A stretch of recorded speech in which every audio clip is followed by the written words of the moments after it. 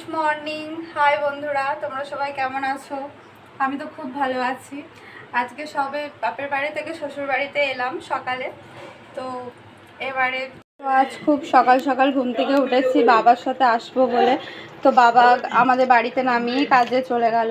তো এসে ঝপঝপ করে চান টান করলাম, করে টোরে নিয়ে মেয়েটাকে স্নান করালাম, করিয়ে টরিয়ে এবার একটুই মাছের ঝালটা করতে এলাম। তো মাছের ঝাল কমপ্লিট হয়ে গেছে, এবার একটুই গরম মশলাটা দিয়ে দেবো, দিলেই মাছের ঝালটা কমপ্লিট হয়ে যাবে। তারপরে মাছের মাথা দিয়ে ডালটা হবে, ওটা করে নেবো, নিলেই হয়ে যাবে। তারপরে আবার মেয়েটার তো দুষ্টুমি জানেন আপনারা সবাই, এবার মেয়েটার দিকে যেতে হবে। এই সবে এলো ওর বাবার ওপর থেকে, ওর বাবার সাথে এলো নন্তু।